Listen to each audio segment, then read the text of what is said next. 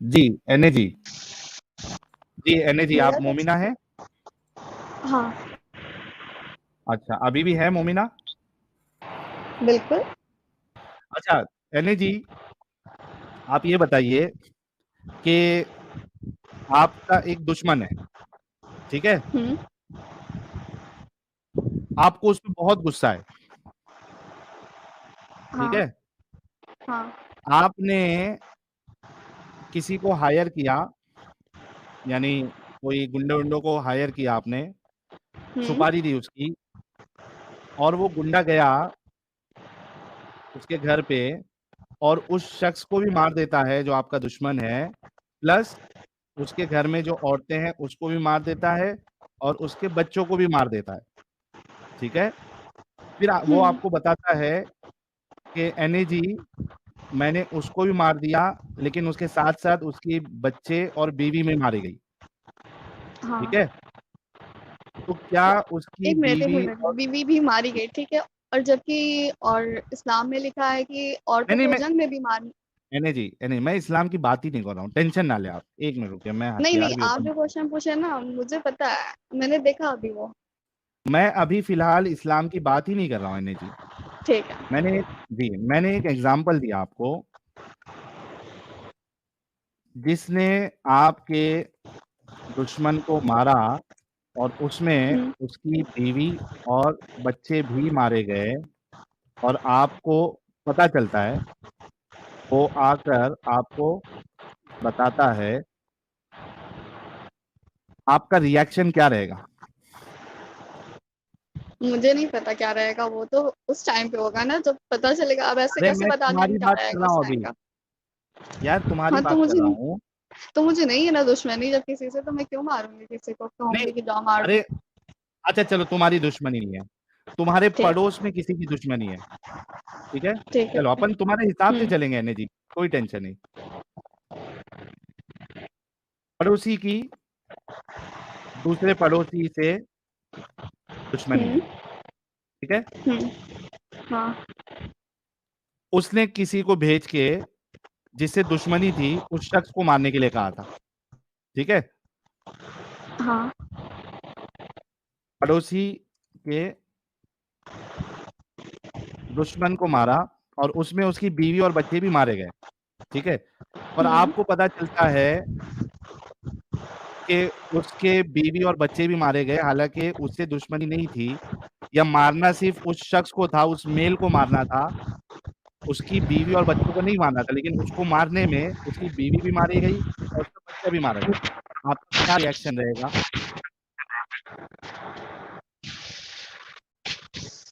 मतलब क्या रिएक्शन रहेगा? उस बच्चे के बारे में आपकी सोच क्या रहेगी? आपको अफसोस होगा कि यार बच्चे को नहीं हाँ मारना बिल्कुल चाहिए था, अफसोस होगा। बच्चा, हाँ दुख होगा कि यार एक बेगुनाह की जान चली गई, राइट? हाँ होगा। एक रहमदिल इंसान को ऐसे ही अफसोस होगा ना? हाँ होगा, जाहिर सी बात है, बच्चा है, उसका तो कोई कसूर ही नहीं है, वो तो मासूम है ना। Thank you. अब मेरा जिसको, क्वेश्चन पूछे। हाँ हाँ बढ़ते ना, थोड़ा मैं आपको भी मौका दूंगा। जिसको इस बात पे कोई गम अफसोस ना हो, तो आप रहमदिल इंसान या एक अच्छा इंसान मानेंगी? अब देखो, आप जिस पे कमेंट करने को कह रहे हो उस पे हम कमेंट मैं नहीं करना चाहते। मैं किसी पे नहीं कर रहा हूँ, मैं एक जनरल बात कर रहा हूँ, आप मेरे से अग्री करती है ना जो मैंने अभी कहा? जनरल बात है। देखो, हाँ एग्री करते हैं कि हाँ वो थैंक यू। जाहिर सी बात है कि वो नहीं करेगा। कोई हाँ, किसी को वो क्यों अच्छा मारने के इंसान लिए नहीं बच्चे होगा, कहेगा। वो अच्छा इंसान नहीं होगा, और उसको अब ये रहमदिल तो भी। उसकी सोच पे डिपेंड है ना। अब किसी एक स्पेसिफिक वर्ड को लेके उसको नहीं कह सकते ना कि वो अच्छा इंसान नहीं होगा, कि उसके ये अंदर क्या उसकी है क्या सोच नहीं। ही बता रही है किसी ना और कि के सामने उसके वो अच्छा हो। सुनो, ये उसकी सोच ही बता रही है ना कि उसके सामने जब ये चीज आई कि बेगुनाह बच्चे मारे जा रहे हैं, तो वो उस पे दुख जाहिर नहीं कर रहा है, उसको रोकने की कोशिश नहीं कर रहा है, ये उसकी सोच ही जाहिर हो रही है कि वो एक अच्छा इंसान नहीं है, वो रहमदिल इंसान नहीं है। आपने मेरे साथ अग्री भी किया, हाँ तो वही तो कह रहे हैं है ना? ना।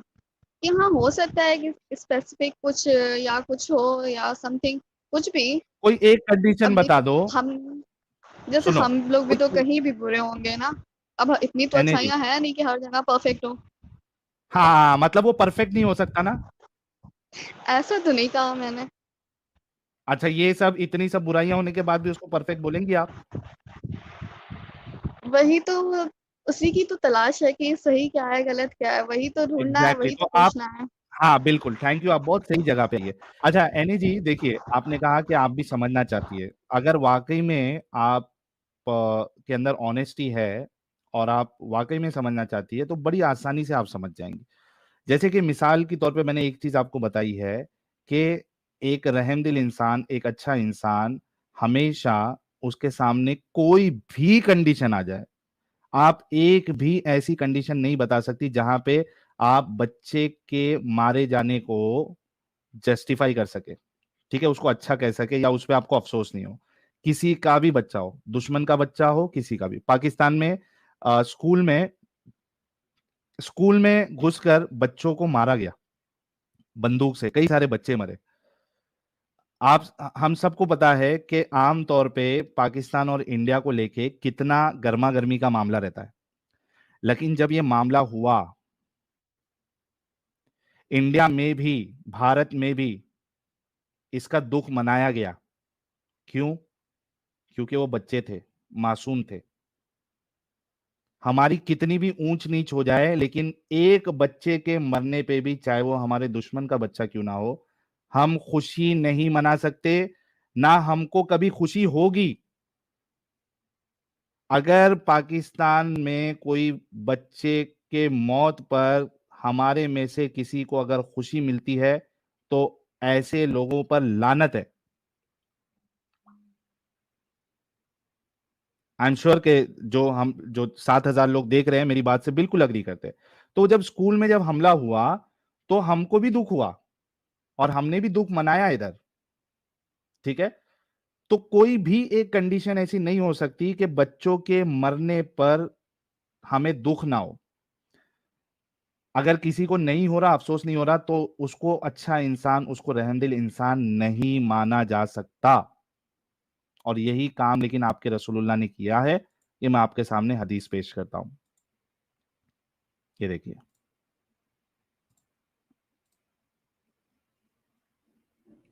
सही मुस्लिम की हदीस है 4540।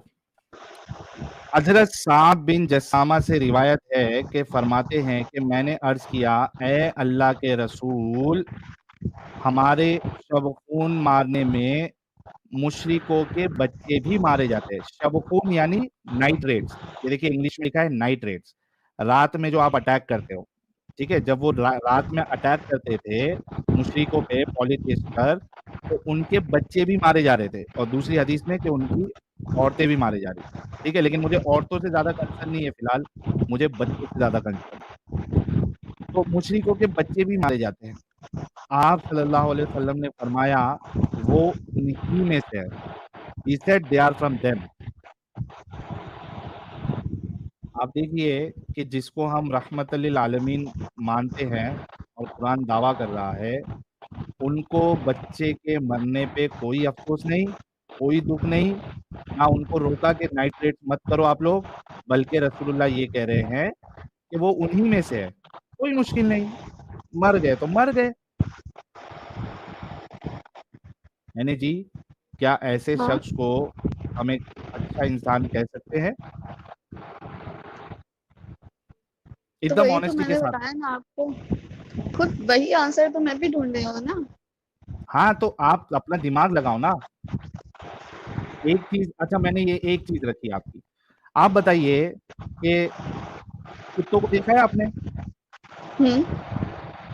कितने अच्छे रहते हैं ना कुत्ते, कितने, अगर समझो आप किसी कुत्ते को बिस्किट खिला दे, उसको थोड़ा प्यार दे दे, वो जिंदगी भर आपको जो है ना आपके इर्द गिर्द घूमेगा, वो आपको रिटर्न में वो प्यार देगा। वो देखा है आपने? पता है। पता है ना? हम्म। आपको पता है कि आपके रसूलुल्लाह ने कुत्तों को मरवाने का भी हुक्म दिया? बताया तो मैंने, इतना पढ़ा नहीं है ना, अब वही तो ये बता लीजिए, रही मैं हूँ अभी कि बता मैंने। देता हूँ, अभी बता देता हूँ, ये लीजिए। ये देखिए, सुनन अबी दाऊद की हदीस नंबर 2846 है, ठीक है, सही हदीस। नबी करीम सल्लल्लाहु अलैहि वसल्लम ने कुत्तों को मारने का हुक्म दिया, यहाँ तक कि कोई औरत देहात से अपने साथ कुत्ता लेकर आती तो हम इसे भी मार डालते। फिर आप सल्लल्लाहु अलैहि वसल्लम ने कुत्तों को मारने से मना फरमा दिया और फरमाया कि सिर्फ काले कुत्तों को मारो। और दूसरी हदीस में है, काले कुत्ते इस वजह से क्योंकि वो शैतान होते हैं। एक मारना या फिर जान से मारना?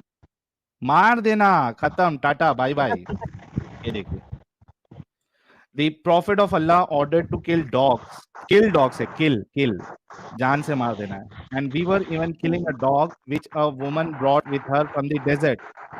Afterwards, he forbade to kill them, saying, "Confine yourselves to the type which is black." पहले सारे कुत्तों को मारने का हुक्म दिया, बाद में कहा कि नहीं नहीं, सबको नहीं मारना है, एक काम करो, सिर्फ काले कुत्तों को मारो। क्या रहमदिल तो इंसान हो सकता है एने जी? फिर उस हिसाब से तो काले कुत्ते होने ही नहीं चाहिए फिर। हाँ, क्योंकि दुनिया में सारे लोग इतने पागल नहीं होते ना, और इतने बेरहम नहीं होते हैं कि वो काले कुत्तों को या कुत्तों को मार दे। तो वही चीज तो। हाँ हाँ, लेकिन आपके रसूलुल्लाह ने हुक्म दिया ना भाई। क्यों, आपके नहीं है क्या? क्या भाई, ऐसे शख्स को तो रस मैं हमारा नहीं कह सकता हूँ, जिसको बच्चे के मरने पे दुख ना हो, जो कुत्तों को मारने का हुक्म दे, जो गिरगिट को मारने का हुक्म दे, जो दूसरे की औरतों को सेक्स स्लेव्स बनाने का हुक्म दे, मैं उनको अपना कैसे कह सकता हूँ? एक मन से देख रहे हैं, दिल नहीं मान रहा, दिमाग नहीं मान रहा कि क्या सही है क्या गलत है। फिर कॉन्सेप्ट को क्लियर करते हैं, फिर देखते हैं, तो हम्म। क्लियरिफाई नहीं हो पा रहा है ना कि क्या क्या सही क्या है इसमें, क्योंकि कौन सा इससे ऐसा तो इतने लोग। कॉन्सेप्ट है ठीक है, एनएच, तो इतने कौन लोग सा फॉलो ऐसा? क्यों कर रहे हैं? मैं उसकी वजह बताता हूँ। इस वजह से जो लोग फॉलो करते हैं वो इस वजह से करते हैं क्योंकि उनको इस्लाम तो की ठीक है, हकीकत बताई हमें नहीं नहीं पता, जाती है। ठीक। और जो पढ़ते हैं उस चीज को, उनको क्यों नहीं पता? तो जिनको मालूमात हो रही है और जो वाकई में दिमाग रखता है, वो निकल जाते हैं। अच्छा, आपका क्या सवाल था, वो पूछिए। यही कि लोग इतना फॉलो क्यों कर रहे हैं, जब आपको इतना डिफॉल्ट दिख रहा है, इसमें इतना दिक्कत है। तो ऐसा तो है नहीं कि कोई पढ़ता नहीं है इसको, हर कोई पढ़ता है। मैंने और हर। नहीं पता है, मैंने उसकी आपको वजह बताई ना। अच्छा, मेरे को एक बात बताओ, आप मुस्लिम इलाके में रहती है? नाम नहीं बताना हाँ है, एरिया का कुछ डिटेल नहीं बताना है, सिर्फ ऊपर ऊपर से जो पूछ रहा हूँ वो बताना है। आप मुस्लिम एरिया में रहती है? हाँ। अच्छा, फजर की नमाज में कितने लोग मस्जिदों में जाते हैं नमाज पढ़ने? काफी कम लोग आते हैं, कोई चला ही जाए। एक वीडियो अभी मैंने दिखाया था, देख लीजिए अपने आप को सही कहने वाले। देख लो। जमात से 25 मिनट ज्यादा हो चुके हैं, फजर की नमाज से एक भी मुक्तदी मस्जिद के अंदर नहीं आया है। हाँ, एक भी मुक्तदी जिसको हम नमाज पढ़ाएं। कोई भी नहीं है। जिन्नाते हैं, हम जिन्नातों को नमाज पढ़ाएं यहाँ पर, जमात से नमाज हो जाए। अच्छा, इसका मेरे को एक चीज समझ में नहीं आया कि ये कह रहा है कि जिन्नात भी नहीं है, जिन्नात तो इसको दिखेगा नहीं, तो इसको कैसे पता चला कि जिन्नात नहीं है उधर? अरे भाई, हो सकता है कि जिन्नात मौजूद हो, तेरे को नमाज पढ़ानी चाहिए थी। तो अब ये वो इससे कह रहा है जाके कि जिन्नात पूछना भी नहीं। पड़ेगा ना। नहीं, मसला ये है कि इस मौलवी को पता है कि जिन्नात जैसी कोई चीज होती नहीं है। ये देखो क्या कहता है, रोजीना। यहाँ पर जमात से नमाज हो जाए, लगभग रोजीना यही माहौल हो। ये हजरत को रोजीना बहुत पसंद है भाई। रोजीना यही माहौल है, रुक जा। रहा, यही रोजीना हो रहा है कि कभी मस्जिद के अंदर नहीं आ रहा। कितनी बेशर्मी की बात है कि हम जिन्नातों को नमाज पढ़ाएं यहाँ पर, जमात से नमाज हो जाए, लगभग रोजीना यही माहौल हो रहा है, यही रोजीना हो रहा है कि मुक्तदी मस्जिद के अंदर नहीं आ रहा। कितनी बेशर्मी की बात है। लगभग 150 घर इस हाँ, मस्जिद के अगल बगल में 150 घर, एक भी मुक्तदी अपने आप को सुन्नी कहते हैं, हम हुसैनी हैं। इतना ढोल बजाया है इन लोगों ने कि नमाज में आ रहे हैं। दोस्तों, इस वीडियो को ज्यादा से ज्यादा शेयर कीजिए ताकि हर मुसलमान। तो रोजीना यही हाल है, कह रहा है मौलवी। रोजीना यही हाल है, रोजीना रोजीना रोजीना। ये रोजीना उनकी कोई गर्लफ्रेंड वगैरह रही होंगी। लेकिन दीदी से मेरा एक रोजीला सवाल है। को सुन के रोजीला को सुन हाँ, के साजिद भी आ गया। हाँ, वही नाम सुन के आया यार, रोजीना रोजीना चल रहा है तो मैं चलूं। दीदी से क्वेश्चन था। दीदी आपने कहा कि जब इतने लोगों को मालूम है ये हकीकत तो इस्लाम क्यों नहीं छोड़ ले। क्या मैं आपसे पूछ सकता हूँ कि आप अहले सुन्नत वल जमात हैं या शिया हैं? क्या? हनफी है कि अहले शिया सुन्नत वगैरह वल है? जमात इतना नहीं समझेगा साजिद। हनफी। शिया है कि सुन्नी है वो पूछो। सुन्नी है। हाँ, शिया को आप सही समझती हैं या गलत? बताया तो मुझे इतनी नॉलेज नहीं है, बस नहीं, अपना शिया फॉलो आपकी नजर करते हैं, में जितना जानते हैं सुनिए उतना। शिया वो मातम करते हैं, आगजनी करते हैं, सीनाकोबी करते हैं, या गलत करते हैं या सही करते हैं? ये तो गलत है।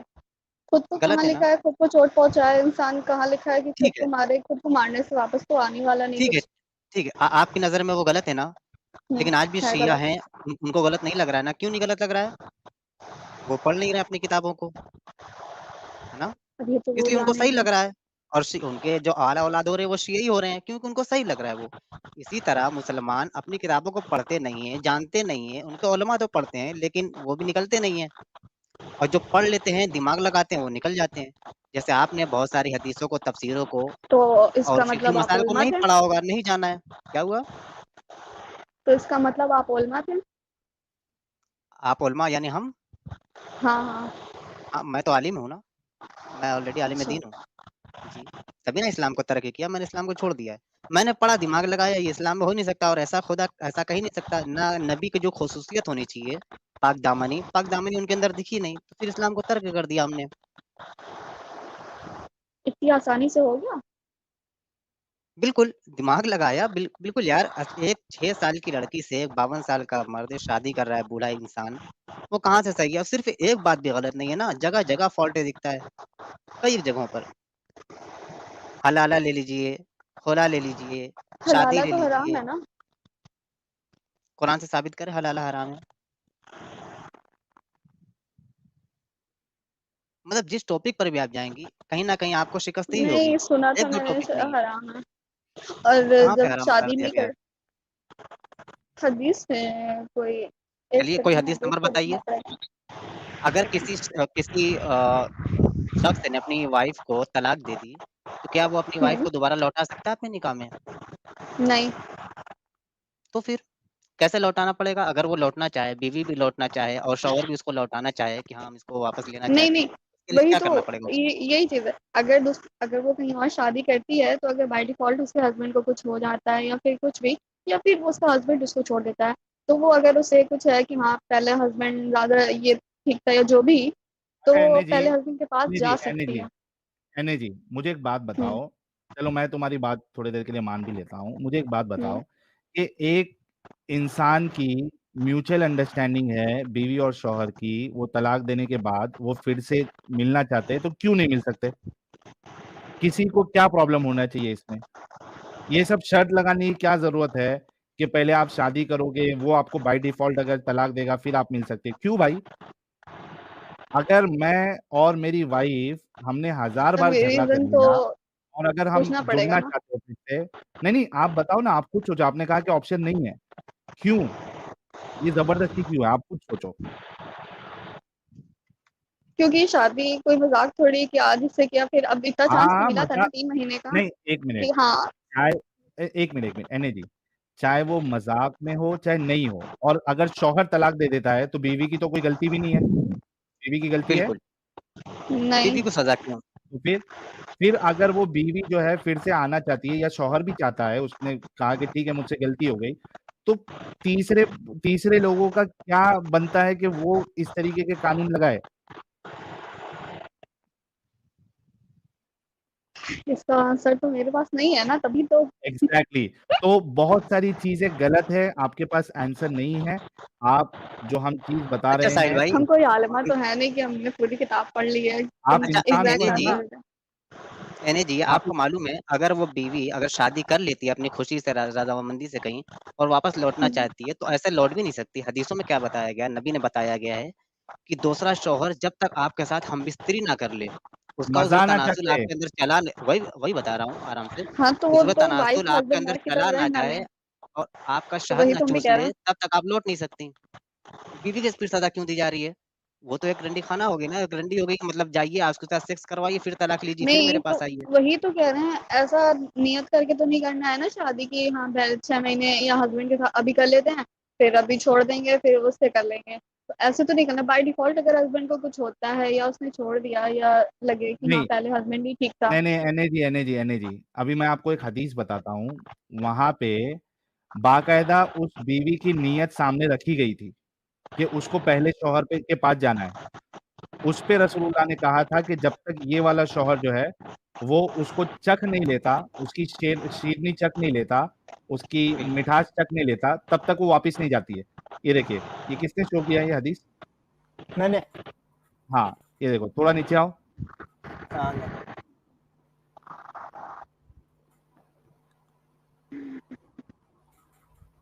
नहीं, ये कौन सा लेके आया तुमने? ये वाली हदीस नहीं है, रिफा वाली। रिफा वाली तो है।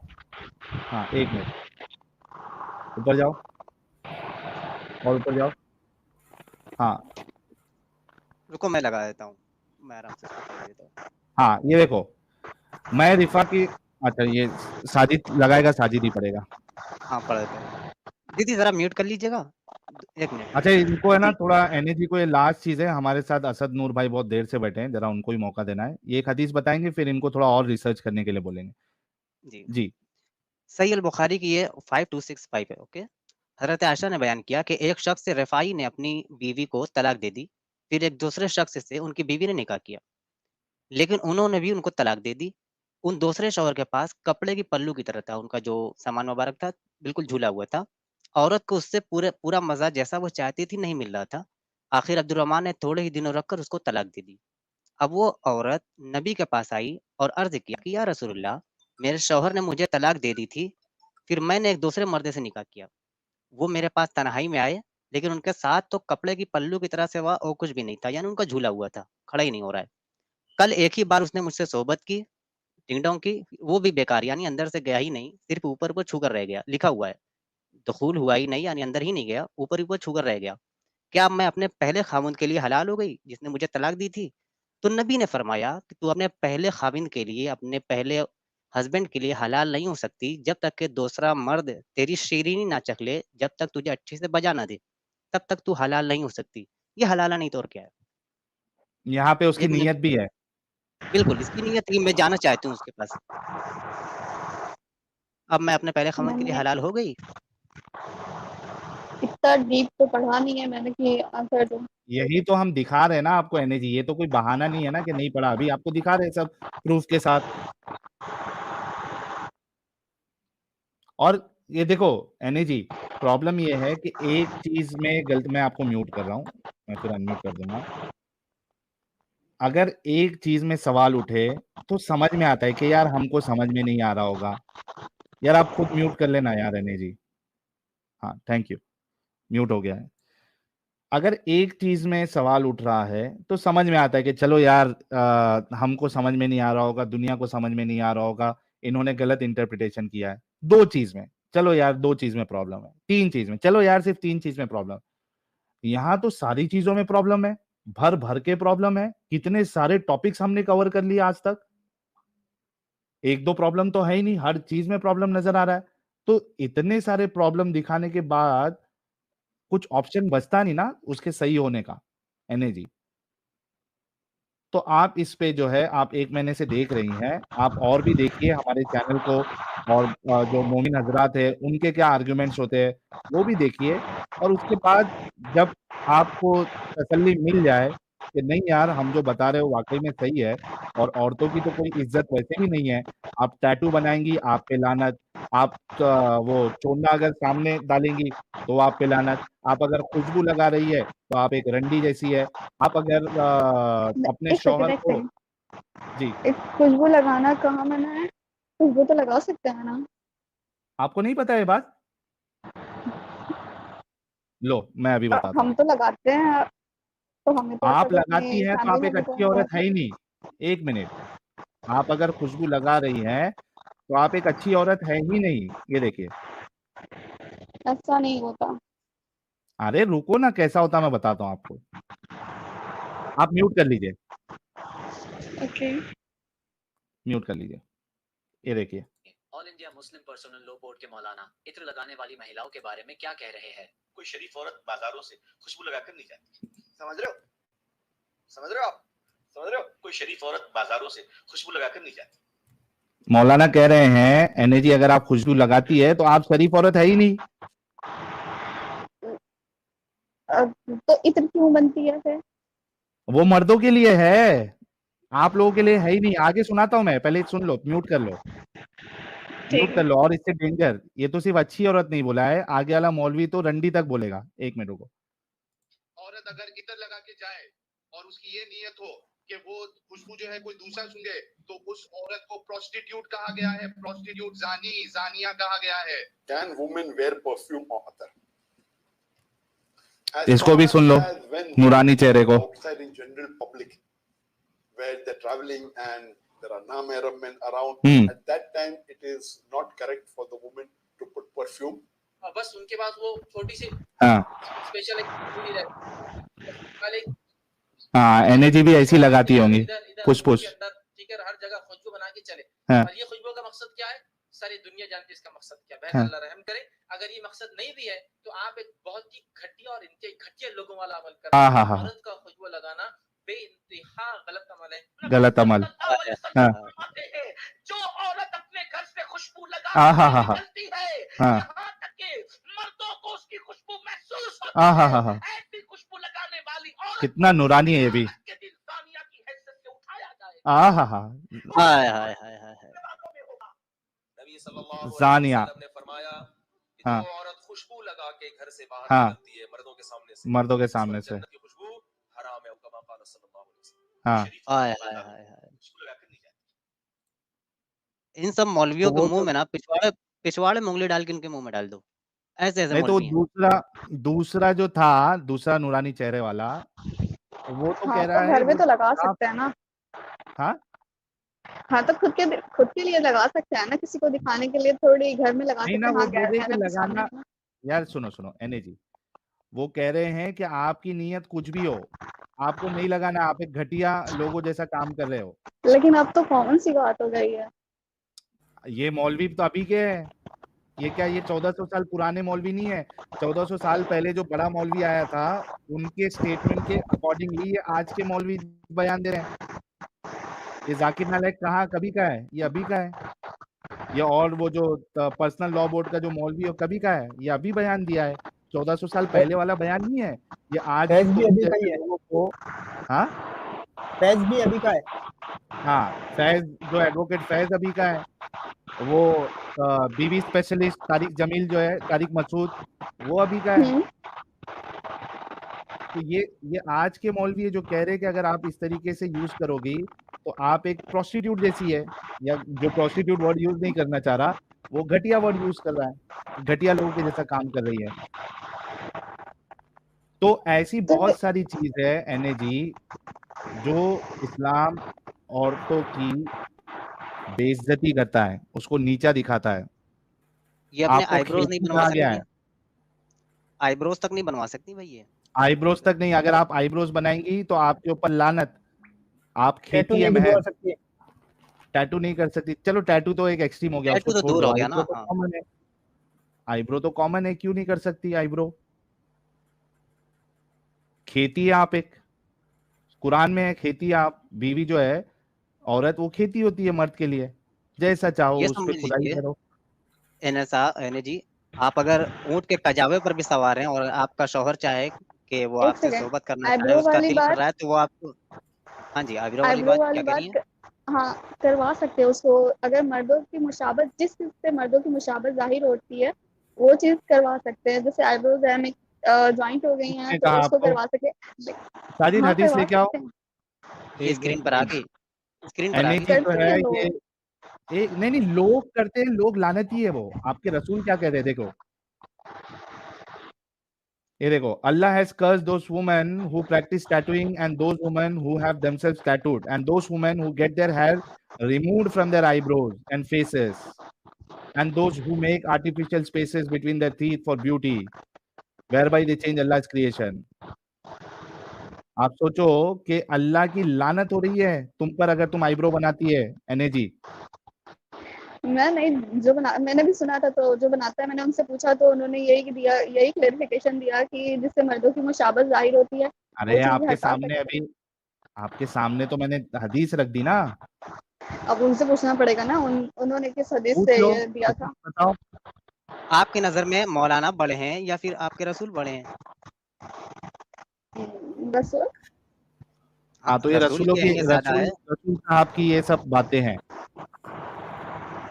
ये रसूल हदीसें से हैं, वो नियम रसूल की जल्द बना ज़बानी है ना, रसूल ने मना कर तो दिया। ये भी तो अब है। रसूल ने ज़िना से एक मना सेकंड, किया, अब आप कहिए सुने, अगर रसूल ने मना किया शराब ना पीजिए, आप कहिएगा हम तो देखते हैं हमारे पड़ोसी तो पीते हैं, हमारे मामू तो पीते हैं, तो इसका क्या मतलब? भाई हराम है तो हराम है, रसूल ने मना किया। अब पीता है तो तो उससे ये क्या लेना-देना? आप कहेंगे कि हाँ, मैं भी पीऊँगी। नहीं, तो इसकी है तो ये तो है ना कि हाँ, अगर बंदा माफी मांगता है या माफी, तो उसके लिए माफ किया जा सकता है उसको। ऐसा तो है हाँ, नहीं तो मतलब आप कि आईब्रो बनाना गलत समझती हैं ना फिर? जो अगर आईब्रो क्या हो गया, बनाता है डिस्कनेक्ट हो गई? या बनवाता है अच्छा डिस्कनेक्ट हो गए, डिस्कनेक्ट हो गए। डिस्कनेक्ट हो गए। चलिए, डिस्कनेक्ट हो गई यार, चलो कोई नहीं। खत्म, बाय बाय, टाटा, गुड बाय, गया।